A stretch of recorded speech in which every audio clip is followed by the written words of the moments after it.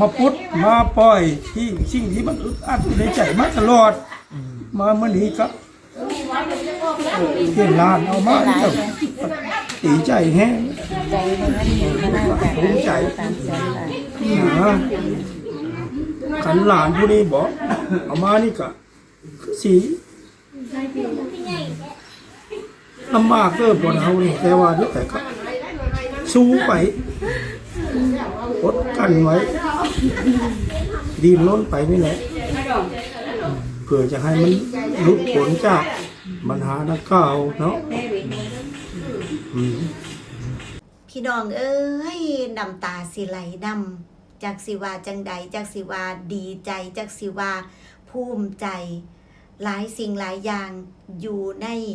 คำเว้าของพ่อเฒ่าที่พี่น้องได้ยินความภาคภูมิใจในหลานน้องธิดาเล่าในเถื่อนี้พี่น้องค่ะเอิ่นได้ว่าผู้ได้ยินได้ฟังน้ำตาสิไหลนำค่ะสวัสดีค่ะพี่น้องค่ะทักทายกันอีกทีนึงค่ะเมื่อนี้เอิ่นได้ว่าตามติดธิดาเล่าตามติดที่น้องธิดาเล่าจะเอาเงินมาไล่300,000จากคุณลุงทั้ง3คนไปมอบให้กับครอบครัวบ่ว่าจะเป็นพ่อเฒ่าแม่เฒ่าพ่อแม่ทั้งบ้านโดยเฉพาะเรื่องราวที่พ่อเฒ่าเว้าสู่พ่อผู้ฟังพี่น้องว่าจากที่พ่อผู้ว่าเงินมาไล่ลูกสาวเงินมาไล่น้องธิดาเล่าเนี่ยจะมอบให้กับพ่อเฒ่ามอบให้ทั้งบ้านเนาะเพื่อเอาไปสร้างบ้านว่าซั่นปรากฏว่าพ่อเฒ่าได้เว้าสู่ฟังว่ายังมีสิ่งที่จำเป็นเดือดร้อนกว่านั้นเป็นความถูกใจพ่อเฒ่าใส่คำว่ามื้อนี้ได้รับการปลดปล่อยพี่น้องปลดปล่อยความทุกข์ความยากที่มันมีมานานสะสมมานานพี่น้องด้วยหลานคนนี้คือน้องธิดาลาวพี่น้องเอ้ยได้ฟังแล้วน้ำตาสิไหลนำคือเพิ่นจะเอาเงินนี้ไปไทยทีว่าซั่นเถาะได้เอาทีไปจำนองไว้เพื่อเอาเงินมารักษาแม่ของธิดาลาวซึ่งก็เป็นภาระหนี้สินที่มีมาโดยที่บ่เคยบอกบ่เคยเว้าสู่น้องธิดาลาวฟังเลยพี่น้องพอได้ยินพ่อเฒ่าเว้าแบบนี้เนาะพี่น้องเนาะน้ำตาสิไหลนำพี่น้องคะขออนุญาตให้พี่น้องได้ฟังอีกจักเทื่อกับความรู้สึกต่างๆที่พ่อเฒ่าเว้ามื้อนี้ขออนุญาตคลิปจากพ่อผู้มื้อนี้นะคะนำมาให้พี่น้องได้ฟังอีกจักเทื่อนึงค่ะมาพุทธมาปล่อยที่สิ่งที่มันอึดอัดอยู่ในใจมาตลอดมาเมื่อนี้ก็เพื่อนลานเอามาเจ้าตีใจแห้ง ใจในนั้นอยู่ก็น่าจะได้300,000 บาท ขันหลานผู้นี้บอกเอามานี่ก็คือสีลำบากเกินบนเฮานี่แต่ว่าด้วยแต่ก็สู้ไปอดกันไว้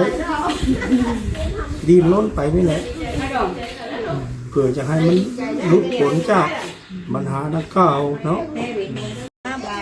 เอาไปเก็บไปเมียนบานนี้พ่อเฒ่าเอ้ยไปกระทำแล้วสิขามไปส่งนี่ล่ะแล้วก็กลับ เก็บ มา ไปเมียนไป แต่ว่าสิไปกินข้าวแลงอยู่พุ่น เบิ่งเอาบัดทีนี้ลูกหลานมาฮอดจอดถึงเอามาส่งมายืนจนฮอดมาฮอดบ่อนแล้วกันอยู่ที่พ่อเฒ่าแม่เฒ่าละบาดนี่เฮ็ดจังได๋ก็เฮ็ดเอาต่อ นะเสียไปเก็บไปเมียนไว้ เอา ใช้นี้ใช้ซีนไปกันนะสร้างต่อเลยนะดินบล็อกก็ซื้อละเสาก็ซื้อเตรียมมาเลยสิมาเฮ็ดเรือนให้เพิ่น ให้มันแล้วมันทั่ว ให้มันแล้วมันทั่วนี่ชีก็สิใช้มันหมด อย่าให้มันข้าง เมื่อเท่าไรก็สิแม่นสิเฮ็ดเรือนนี่แหละ อืม คักบ่โอ้ยคักแล้วดีใจน้ำลานนี่นี่แหละคันบ่มีลานพวกนี้มาตูมาชูนี่ก็โอ้ยเนาะจักสิว่าเป็นหยังแย่แล้ว ร้านข้างๆนี่เนาะร้านก็ร้านข้างๆเอาไปท้ายเอาเนี่ยกองเชากับอันนี้กองดินบล็อกไปก็ได้มาพอเท่าตามแล้วเวลาเมียนของเพิ่นเราได้บ่เนี่ย เห็นแล้วไป มีเงินแสนขึ้นเฮือนมันเงินแสนแล้วถ้าเป็นเงินกีบมัน200กว่าล้านนี่แหละค่ะพี่น้องคะคือคลิปนะที่มีแล้วก็เป็นความรู้สึกจากพ่อเฒ่าเนาะเพิ่นดีใจซ้ำใดพี่น้องเพิ่นภูมิใจซ้ำใดกับหลานหน่อยคนนี้ ตามที่พี่น้องได้ยินได้ฟังนั่นล่ะพี่น้องล่ะคะมีความรู้สึกจังใดแน่สาวน้ำยืนเห็นพ่อเฒ่าห้องไห้เว้าอีหลีน้ำตากะสิไหลนำคือว่านั่นนะคะดีใจภูมิใจแล้วก็แบบเหมือนกับยกภูเขาออกจากอกเนาะพี่น้องเนาะปลดความทุกข์ปลดความรู้สึกที่มันแบบกินบ่เข้าค่ายบ่ออกมาโดนมานานนะพี่น้องย้อนหลานหน่อยผู้นี้บ่คิดเลยว่าเด็กน้อยแค่12ปีพี่น้องสิเฮ็ดให้ครอบครัวได้แบบนี้แล้วสิ่งที่เขาฝันเขาหวังน่ะพี่น้องก็คือเขาอยากให้ครอบครัวมีความสุขนะคะมีความสุขพี่น้องเห็นภาพมื้อนี้เห็นภาพน้องธิดาเล่าเมื่อฮอดบ้านค่ะคลิปก่อนหน้านี้สาวน้ำยืนเว้าไปเป็นภาพแห่งความประทับใจแม่กอดกันกับธิดาเล่าคืออ้อมกอดในเทือนี้นะคะพี่น้องคือทุกเทือที่ธิดาเล่ากลับบ้านทุกเทือธิดาเล่าก็จะแล่นกอดแม่อยู่แล้วแต่สาวน้ำยืนเชื่อว่าการกอดในมือนี้นะแตกต่างจากสุเทือพี่น้องเป็นความภูมิใจเป็นความดีใจที่ลังไหลมาแบบหลายกว่าสุเทือเราก็เห็นบรรยากาศญาติพี่น้องเต็มบ้านมาถ่าสู่ขวัญมาถ่าผูกแขนให้หลานหน่อยผู้นี้แล้วก็มีภาพบรรยากาศพี่น้องบัดนี้บรรยากาศของการผูกคอต่อแขนเนาะสู่ขวัญรับขวัญหลานพี่น้องค่ะแล้วที่ดาเล่าก็เอาเงินทั้ง300,003ก้อนนี่นะคะใส่จานเนาะใส่จานยืนมอบให้กับครอบครัวพ่อเฒ่าแม่เฒ่าพ่อแม่รอยยิ้มของแม่นะพี่น้องยิ้มแบบ